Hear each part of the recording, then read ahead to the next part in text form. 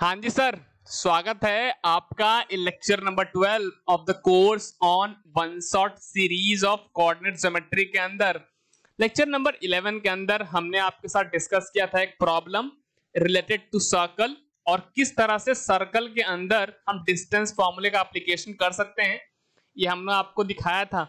साथ साथ हमने आपके साथ ये भी डिस्कशन करा था कि डिस्टेंस फॉर्मूले का एप्लीकेशन हम कैसे नेचर ऑफ ट्रायंगल को जानने के लिए भी कर सकते हैं।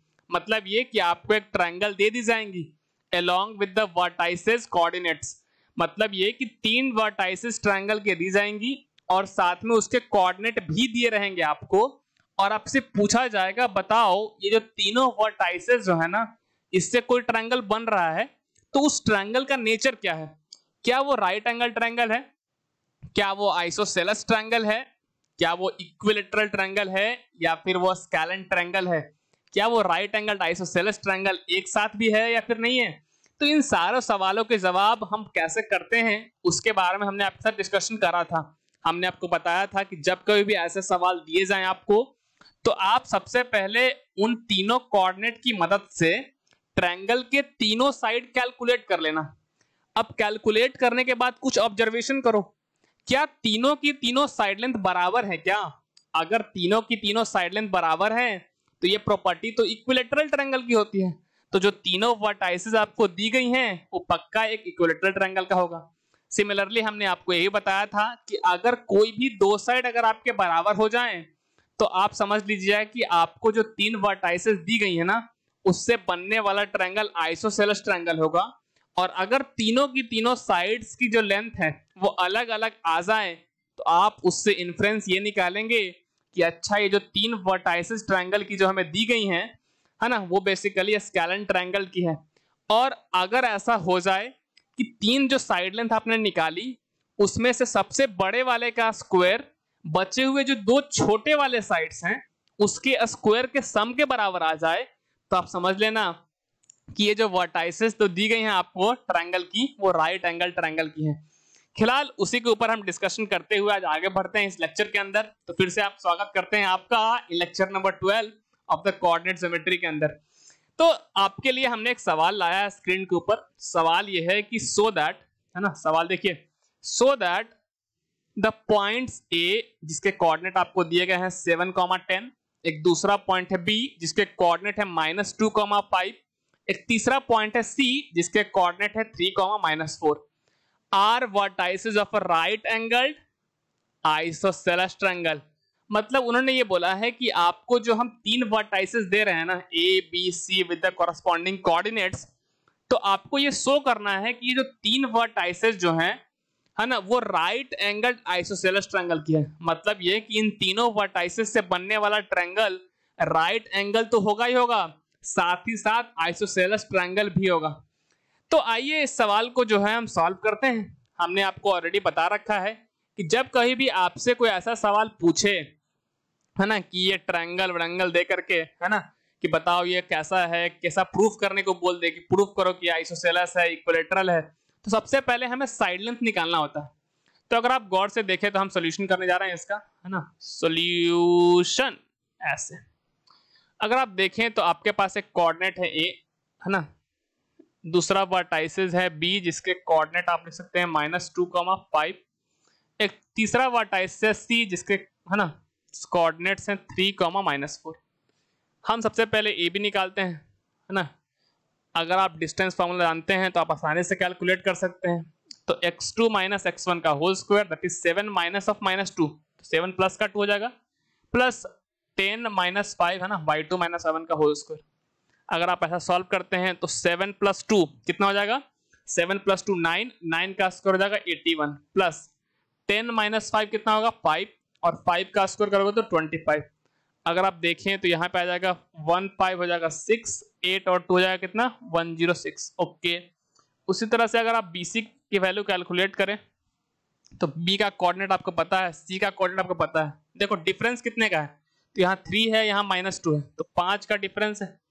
तो x2 - x1 का होल स्क्वायर हो गया, प्लस y कोऑर्डिनेट का डिफरेंस कितने का, तो यहाँ 5 है, यहाँ -4 है, तो डिफरेंस टोटल 9 का है। तो यहाँ पे लिख दीजिए 9 का स्क्वायर। तो देखो ध्यान से कितना आ गया, 5 का स्क्वायर 25 प्लस 9 का स्क्वायर 81। तो अगर आप इसको सॉल्व करेंगे तो 5 और 1 हो जाएगा 6, 8 और 2 हो जाएगा कितना 10। ओके, सिमिलरली अगर आप AC की वैल्यू कैलकुलेट करने जाएंगे तो A का x कोऑर्डिनेट है 7, C का x कोऑर्डिनेट 3, तो डिफरेंस है 4 का, तो 4 का स्क्वायर प्लस एक A का y कोऑर्डिनेट है 10 और जो C का y कोऑर्डिनेट है वो -4 है, तो डिफरेंस है 14 का, तो ये आ जाएगा 14 का square is equal to square root of, देखो 4 का स्क्वायर हो जाएगा 16, 14 का स्क्वायर होता है 196, ठीक है ना। अच्छा, अगर आप यहाँ पे फाइनली फिर से जो है वो ऐड करें इसको तो 6 और 6 हो जाएगा अपने पास 12, हाथ में बचा कितना 1, 19 और 20 और 20 और 1 21 बच जाएगा। ओके, तो ये आपके पास आया, ठीक है ना। AB की वैल्यू √106, BC की वैल्यू √106 और AC की जो वैल्यू है वो √212 आया। तो अगर हम इस लेंथ को जो भी हमने कैलकुलेट किया है उसको एक अलग स्क्रीन के ऊपर लिखें तो AB हमने कैलकुलेट किया है √106 यूनिट, ठीक है ना। हमने साथ साथ BC भी कैलकुलेट किया है ना, तो BC कैलकुलेट करने पे कितना आया था देख ले जरा एक बार। BC कैलकुलेट करने पे भी शायद इतना ही आया है 106 यूनिट, देख लेते हैं एक बार। अगर आप देखेंगे लास्ट स्क्रीन पे जा करके तो हाँ BC भी 106 है। अगर आप AC देखें तो AC जो है वो कितना है √212 यूनिट के बराबर है। ये जो लाइन बीच में खींच गई है इसको इग्नोर मारिएगा। अच्छा, अगर आप गौर से देखें है ना तो अब यहाँ पे हम कुछ ऑब्जर्वेशन करते हैं ताकि हम नेचर ऑफ ट्रायंगल जो है वो बता सकें।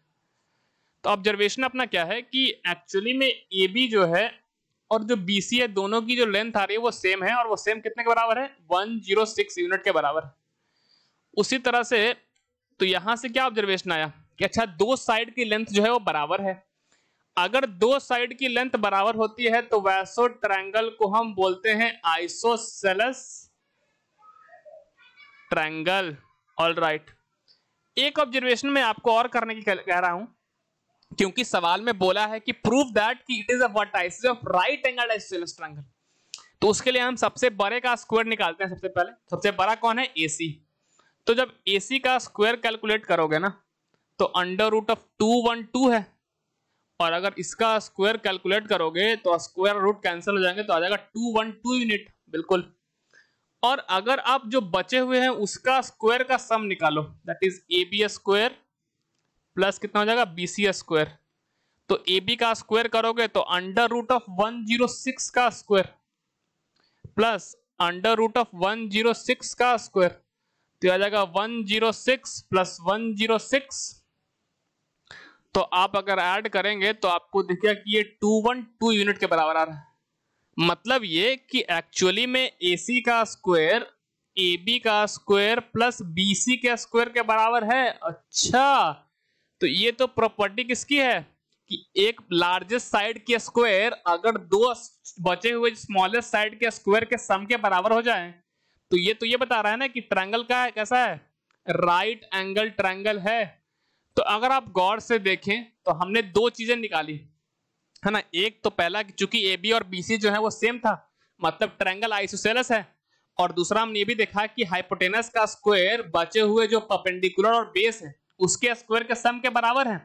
तो इसका मतलब यह है कि ट्रायंगल राइट एंगल है, तो मतलब ट्रायंगल आइसोसेलेस भी है और राइट एंगल भी है। हाँ, तो इसलिए हम बोल देंगे कि hence given vertices are of right angle isosceles triangle. और यही तो उन्होंने हमसे क्या कहा था प्रूफ करने के लिए बोला था ना। देखो क्वेश्चन ये था कि so that the point this and this are vertices of right angle isosceles triangle.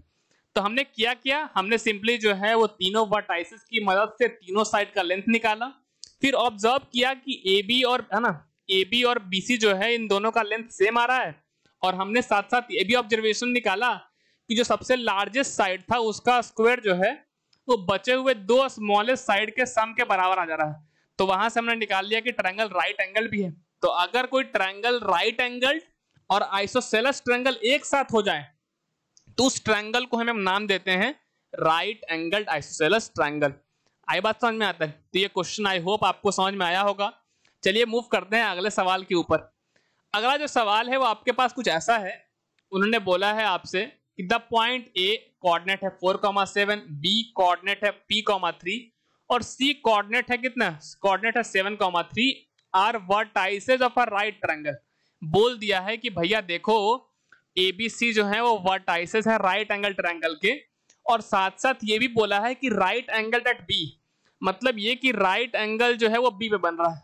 तो ये रहा होगा A, ये रहा होगा C। एक एक कोऑर्डिनेट दिए हुए हैं 4,7 तो मैं लिख लेता हूं, B के कोऑर्डिनेट दिए हुए हैं P,3 तो मैं ये भी लिख लेता हूं, और C के कोऑर्डिनेट दिए हुए हैं 7,3 तो ये भी लिख लेता हूं।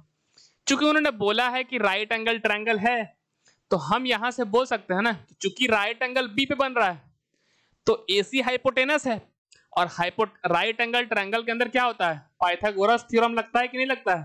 तो हमने बोला कि in a right angle triangle क्या, हाइपोटेनस दैट इज AC का स्क्वायर इज द हाइपोटेनस का square equal to sum of perpendicular का स्क्वायर दैट इज AB का स्क्वायर प्लस बेस का स्क्वायर। तो यहाँ पे बेस BC है तो BC का स्क्वायर। अच्छा, अब AC का स्क्वायर निकालना आता है ना, याद है हम ऑलरेडी ऐसे क्वेश्चन कर चुके हैं कि डिस्टेंस फॉर्मूले में स्क्वायर करते थे तो x कोऑर्डिनेट का डिफरेंस का स्क्वायर प्लस y कोऑर्डिनेट का डिफरेंस का स्क्वायर।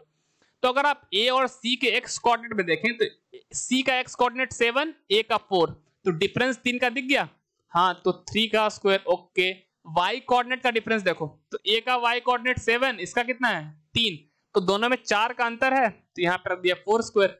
अगर आप सिमिलरली AB का स्क्वायर करने जाएंगे तो AB का स्क्वायर में आप पाएंगे कि P-4 का होल स्क्वायर प्लस 3-7 का होल स्क्वायर। सिमिलरली अगर आप BC स्क्वायर निकालने जाएंगे तो चूंकि आपको डिस्टेंस फॉर्मूला आ गया ना, इसलिए मैं थोड़ा होल्ड नहीं कर रहा हूं, मैं जल्दी जल्दी इसको निकाल रहा हूं।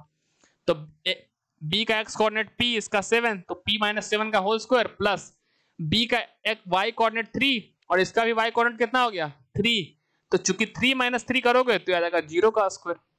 ओके, आगे सॉल्व करते हैं। 3 का स्क्वायर निकालोगे तो 9 आ जाएगा, है ना। 4 का स्क्वायर निकालोगे तो प्लस का 16। ओके, अच्छा देखो यहाँ पे P, यहाँ पे देखो अगर तो 3-7 तो 3-7 -4 आएगा, और -4 का स्क्वायर करने पे भी 16 आ जा रहा है बिल्कुल। और तो अच्छा ये भी हमने लिख लिया, ये भी हमने लिख लिया, हमने ये वाला भी लिख लिया। बचा हुआ है P-4 का होल स्क्वायर, ये भी लिख लिया, और क्या बचा हुआ है, और बचा है P-7 का होल स्क्वायर, तो ये भी कैंसिल और ये भी कैंसिल। तो हमने सारी चीजें लिख ली हैं। अगर आप गौर से देखें तो LHS में 16 और RHS में भी 16, तो दोनों क्या हो जाएंगे कैंसिल। तो आ जाएगा P-4 का होल स्क्वायर प्लस P-7 का होल स्क्वायर इक्वल टू में कितना है 9। चलो A माइनस B का होल स्क्वायर लगाना, तो A square plus B square minus का 2AB जब लगाओगे तो माइनस का 8P आ जाएगा। सिमिलरली P-7 का होल स्क्वायर खोलोगे तो A square plus B square minus का 2AB कुछ ऐसा आ जाएगा आपके सामने। अगर आप गौर से देखें तो ये P स्क्वायर, ये P स्क्वायर आ जाएगा 2P स्क्वायर माइनस का 8P माइनस का 24P आ जाएगा माइनस का 22P। अगर आप देखेंगे तो इस 9 को इधर लेके आ रहा हूं मैं, तो 49 माइनस 9 कितना आ जाएगा 40, और साथ साथ हमारे पास 16 भी है, तो 14 प्लस 16 इक्वल टू 0। अगले पेज के ऊपर चलते हैं। हमारी इक्वेशन को अगर देखा जाए तो 2P स्क्वायर माइनस, और देख लीजिए क्या क्या है, माइनस 22P प्लस 56 है ना, minus 22P plus 56 is equal to 0। 2 common निकाल लिया हमने, तो P square minus 11P plus है ना 28 आ जाएगा यहाँ पे इक्वल टू 0। 2 को उस तरफ भेज दिया तो 0 के अंदर जाकर क्या हो जाएगा, वो 0 हो जाएगा। और अगर आप देखें तो ये P में क्वाड्रेटिक बन गया। अगर आप सॉल्व करेंगे तो ये P-7 into P-4 equal to 0 आ जाएगा। अगर दो ब्रैकेट का प्रोडक्ट 0 है तो या तो पहला ब्रैकेट 0 होगा या फिर दूसरा ब्रैकेट 0 होगा। तो हमने बोला कि या तो P-7 इक्वल टू 0 या फिर P-4 इक्वल टू 0। तो यहां से आ जाएगा P इक्वल टू 7 और यहां से आ जाएगा P इक्वल टू 4। तो हमसे पूछा क्या गया था, हमसे पूछा गया था कि the point are the vertices of right angle triangle, find the value of P। हमने जो है वो P की वैल्यू निकाल ली 7 और 4। तो हम यहाँ पे लिख सकते हैं कि हेंस पॉसिबल वैल्यूज, है ना, वैल्यूज क्यों लिख रहा हूं, क्योंकि दो वैल्यू जो है वो P की आई है। तो possible values of P are 7 and what 4। तो ये था आज का सेशन, जो कि हमने बहुत ही बेसिक से, है ना, जो नेचर ऑफ ट्रायंगल का हमें आइडिया था उसके बेसिस पे करा है। आई होप आपको ये सेशन अच्छा लगा होगा। मिलते हैं ऐसे ही कुछ अच्छे सवालों के साथ अगले लेक्चर के अंदर, तब तक के लिए बाय।